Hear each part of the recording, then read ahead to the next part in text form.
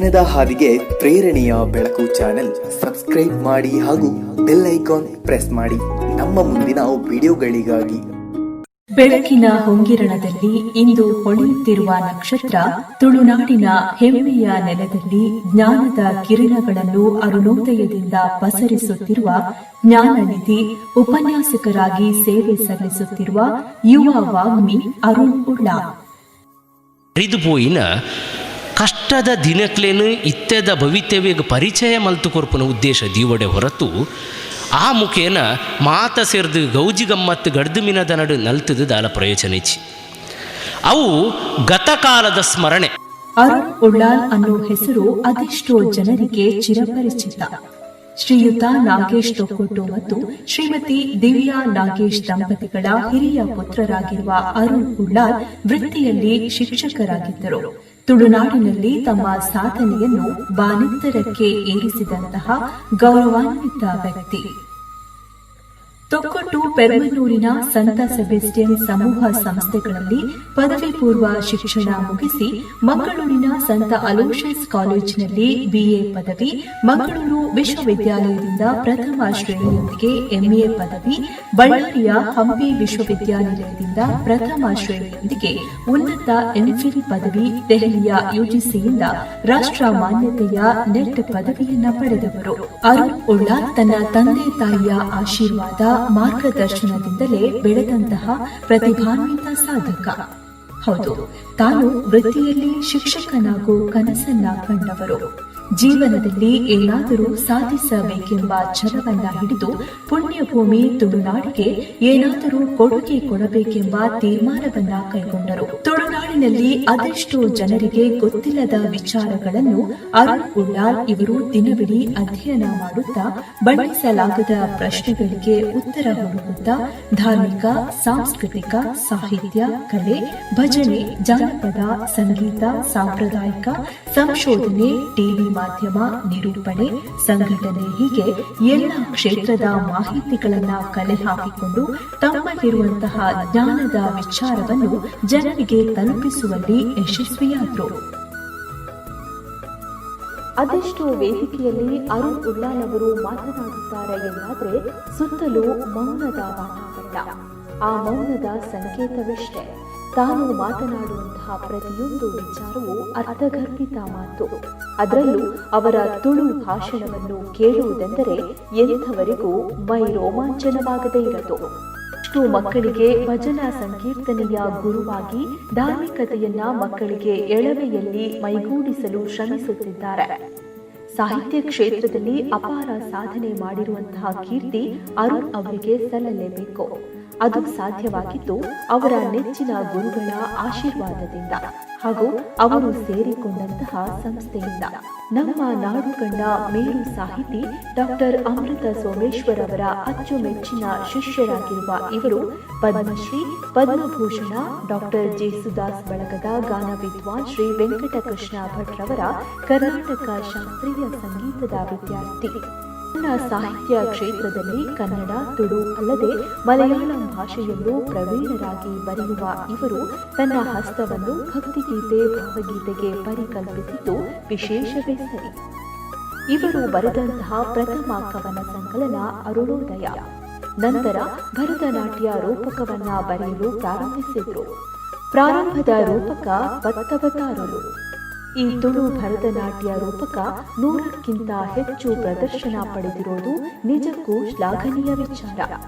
ಹಾಗೆ ಇವರು ಬರೆದಂತಹ ಕನ್ನಡ ನಾಟ್ಯ ರೂಪಕಗಳು ಕಾರ್ಣಿಕೋದ ಸಿರಿದೇವಿ, ಕಿಸಾಗೋತಮಿ, ಏಸು, ತೀರ್ಪು, ತುಳುನಾಡ ಅಬ್ಬಕ್ಕ, ಬ್ರಹ್ಮಶ್ರೀ ನಾರಾಯಣ ಗುರು ಮುಂತಾದ ಶಾಸ್ತ್ರಬದ್ಧ ತುಳುನಾಟ್ಯ ರೂಪಕಗಳನ್ನು ಜನನಿ ಜನ್ಮಭೂಮಿಶ್ಚ, ಶ್ರೀ ಹರಿ ದಶಾವತಾರಂ, ಕರ್ನಾಟಕ ದರ್ಶನ, ಸುಮಾರ್ಥ ಕಥನ, ಜ್ಞಾನನಿಧಿ ಶ್ರೀರಾಮ ಹೀಗೆ ಅನೇಕ ನಾಟ್ಯ ರೂಪಕಗಳು ವಿವಿಧ ಕ್ಷೇತ್ರಗಳಲ್ಲಿ ಪ್ರದರ್ಶನಗೊಳ್ಳುತ್ತಿರುವುದು ನಿಜಕ್ಕೂ ವಿಶೇಷವೇ ಸರಿ.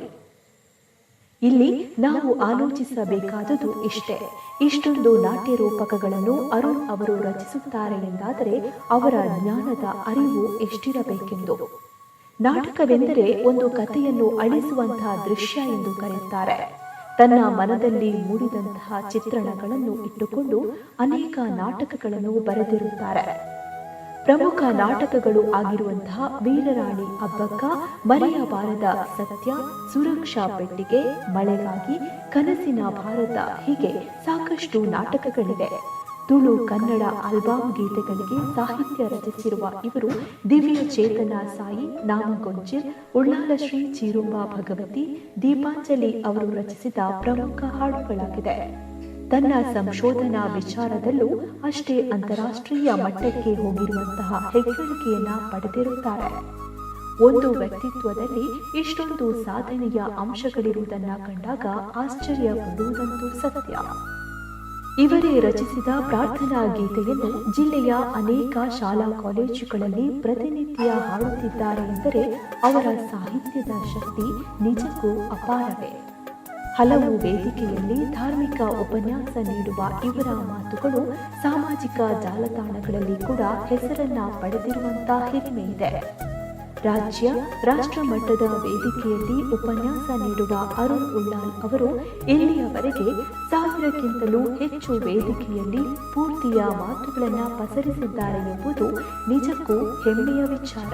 2018ರಲ್ಲಿ ಕತಾರ್ನಲ್ಲಿ ನಡೆದ ಯಕ್ಷಧ್ರುವ ಪಟ್ಲ ಸತೀಶ್ ಶೆಟ್ಟಿ ಭಾಗವತರ ಕಾರ್ಯಕ್ರಮಕ್ಕೂ ಅವರದೇ ನಿರೂಪಣೆ. ಹೀಗೆ ಕತಾರ್ ದೇಶದಲ್ಲಿ 10 ದಿನಗಳ ಕಾಲ ಬೇರೆ ಬೇರೆ ಕಡೆಯಲ್ಲಿ ಕಾರ್ಯಕ್ರಮ ಕೊಟ್ಟು ಅಂತಾರಾಷ್ಟ್ರೀಯ ಮಟ್ಟದ ನಿರೂಪಕ ಎಂಬ ಖ್ಯಾತಿಯನ್ನು ಪಡೆದರು. 2018ರಲ್ಲಿ ಮುಂಬೈನಲ್ಲಿ ನಡೆದ ಸಾಫಲ್ಯ ಸೇವಾ ಸಂಘದ ಅಮೃತ ಮಹೋತ್ಸವದ ವಿಜೃಂಭಣೆಯ ಸಮಾರಂಭದಲ್ಲಿ ಅರುಣ್ ಅವರು ಸನ್ಮಾನ ಸ್ವೀಕರಿಸಿದರು. ಹಾಗೆ 2019ರಲ್ಲಿ ಮುಂಬೈಯ ತೀಯಾ ಸಮಾಜದ ಅಮೃತ ಮಹೋತ್ಸವದಲ್ಲಿ ಅರುಣ್ ಉಳ್ಳಾಲ್ ನೀಡಿದ ವಿಚಾರೋಪನ್ಯಾಸ ಬಹುಮೆಚ್ಚುಗೆಗೆ ಪಾತ್ರವಾಯಿತು. ಹೀಗೆ ದೊಡ್ಡ ವೇದಿಕೆಯಲ್ಲಿ ಅರುಣ್ ಉಳ್ಳಾಲ್ ಎಂಬ ಹೆಸರು ಇವತ್ತಿಗೂ ಹಚ್ಚೆಯಾಗಿ ಉಳಿದಿದೆ. ಕಾರಣ ಅವರ ಆ ಜ್ಞಾನದ ಮಾತುಗಳು. ತಮ್ಮದೇ ಒಂದು ಯೂಟ್ಯೂಬ್ ಚಾನೆಲ್ ಅನ್ನ ಸ್ಥಾಪಿಸಿ ತುಳುನಾಡಿನಲ್ಲಿ ಇರುವಂತಹ ಅನೇಕ ಗೊತ್ತಿರದ ವಿಚಾರಗಳನ್ನು ಜನರಿಗೆ ಮುಟ್ಟುವಂತಹ ಕೆಲಸವನ್ನ ಮಾಡುತ್ತಿದ್ದಾರೆ ಅನ್ನೋದು ತುಳುನಾಡಿಗೆ ಹೆಮ್ಮೆಯ ವಿಚಾರ. ಮಂಗಳೂರು, ಉಡುಪಿ, ಕಾಸರಗೋಡಿನಲ್ಲೂ ಮಾಧ್ಯಮಗಳಲ್ಲಿ ಟಿವಿ ನಿರೂಪಣೆಗಾರರಾಗಿ ಅನೇಕರಿಗೆ ಚಿರಪರಿಚಿತ. 50ಕ್ಕೂ ಹೆಚ್ಚು ಕಥಾಗೋಷ್ಠಿ, ಕವಿಗೋಷ್ಠಿಯಲ್ಲಿ ಪಾಲ್ಗೊಂಡವರು. ಇವರ ಸಮಾಜ ಸೇವಾ ವೈಖರಿಯನ್ನ ನಾವು ಮೆಲುಕು ಹಾಕಿದ್ರೆ ಹಲವು ಬಡ ಮಕ್ಕಳ ವಿದ್ಯಾಭ್ಯಾಸದ ಶುಲ್ಕವನ್ನು ತಾವೇ ನೀಡಿ ಹಾಗೆ ತನ್ನ ತಿಂಗಳ ಒಂದು ಆದಾಯದ ಭಾಗವನ್ನು ಬಡ ಸಮಾಜಕ್ಕೆ ಮೀಸಲಿಟ್ಟು ಸದ್ದಿಲ್ಲದೆ ಸಮಾಜದಲ್ಲಿ ಬಡ ಜನರ ಸೇವೆ ಮಾಡೋ ಅದ್ಭುತ ಸೇವಕ. ಹಾಗೆ ತೊಕ್ಕೊಟ್ಟಿನಲ್ಲಿ 120ಕ್ಕೂ ಹೆಚ್ಚು ಮಕ್ಕಳಿಗೆ 3 ವರ್ಷದಿಂದ ಯಾವುದೇ ಶುಲ್ಕವಿಲ್ಲದೆ ಪ್ರತಿ ಭಾನುವಾರ ಉಚಿತವಾಗಿ ಭಜನೆ, ತಬಲಾ, ಹಾರ್ಮೋನಿಯಂ ಸಹಿತ ಧಾರ್ಮಿಕ ಶಿಕ್ಷಣ ನೀಡುತ್ತಿದ್ದಾರೆ. ಕೊಲ್ಯ ಎಂಬಲ್ಲಿ 100ರಷ್ಟು ಯುವಕ ಯುವತಿಯರಿಗೆ ಉಚಿತ ಧರ್ಮ ಶಿಕ್ಷಣ ನೀಡುತ್ತಿದ್ದಾರೆ. ಹೀಗೆ 16 ಕಡೆ ಉಚಿತ ಭಜನಾ ಶಿಕ್ಷಣ, ಧಾರ್ಮಿಕ ಉಪನ್ಯಾಸ, ಬಡವರ ಕಷ್ಟಕ್ಕೆ ಸ್ಪಂದನೆ ಎಲ್ಲವೂ ಬೆಲೆ ಕಟ್ಟಲಾಗದ ಸತ್ಯ. ತೊಕ್ಕೊಟ್ಟಿನ ಫ್ಲೈಓವರ್ ಬಗ್ಗೆ ಮತ್ತು ಒಳಪೇಟೆಯ ರೈಲ್ವೆ ಹಳಿಗಳ ಅಭದ್ರತೆಯ ಕುರಿತು ಸನ್ಮಾನ್ಯ ಶ್ರೀ ನರೇಂದ್ರ ಮೋದಿ ಹಾಗೂ ರೈಲ್ವೆ ಸಚಿವರಾದ ಶ್ರೀ ಸುರೇಶ್ ಪ್ರಭು ಅವರಿಗೆ ಪತ್ರ ಬರೆದು ಆ ಪತ್ರಕ್ಕೆ ಅವರಿಂದ ಮರು ಉತ್ತರ ಪಡೆದಿರುವುದು ನಿಜಕ್ಕೂ ಭರವಸೆಗಿಂತ ಮಿಗಿಲು. ಇತ್ತೀಚೆಗಷ್ಟೇ ತುಂಬಾನೇ ಹೆಸರು ಪಡೆದ ವಿಜಯ್ ಕುಮಾರ್ ಕೊಡಿಯಾಲ್ಬರ್ ನಿರ್ದೇಶನದಲ್ಲಿ ಮೂಡಿಬಂದ ಶಿವದೂತ ಗುಳಿಗ ನಾಟಕಕ್ಕೆ ಗೀತ ಸಾಹಿತ್ಯ ನೀಡಿರುತ್ತಾರೆ.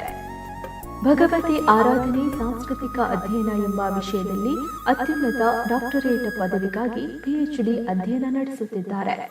ಮಡಿಲು ಸಂಸ್ಥೆಯ ಪುರಸ್ಕೃತರು ಹಾಗೆ ಕರ್ನಾಟಕ ಸರ್ಕಾರದ ಜನಪದ ಪರಿಷತ್ನ ಉಳ್ಳಾಲ ತಾಲೂಕು ಅಧ್ಯಕ್ಷರು. ಒಂದು ಮಾವಿನ ಮರದಲ್ಲಿ 1000 ಎಲೆಗಳಿದ್ದಂತೆ ಇವರ ಒಂದು ವ್ಯಕ್ತಿತ್ವದಲ್ಲಿ ವಿವಿಧ ಸಾಧನೆ ಅಡಗಿರೋದು ಆ 1000 ಎಲೆಗಳಿಗಿಂತ ಮಿಗಿಲು. ತುಳುನಾಡನ್ನು ಒಂದು ಹಂತದಲ್ಲಿ ನೋಡಬೇಕೆಂಬ ನಿಮ್ಮ ಕನಸು ನನಸಾಗಿ ನೀವು ತಿಳಿದುಕೊಂಡಿರುವಂತಹ ಆ ಜ್ಞಾನ ಲೋಕದೆಲ್ಲೆಡೆ ಪ್ರಜ್ವಲಿಸಲಿ ಅನ್ನೋದು ನಮ್ಮ ಹಾರೈಕೆ. ನಿಮ್ಮ ಪಯಣಕ್ಕೆ ನಮ್ಮ ಬೆಳಕಿನ ನೋಟದ ತುಸು ಪ್ರೇರಣೆ ಅಂತ ಹೇಳ್ತಾ ಪಯಣದ ಹಾದಿಗೆ ಪ್ರೇರಣೆಯ ಬೆಳಕಿದು.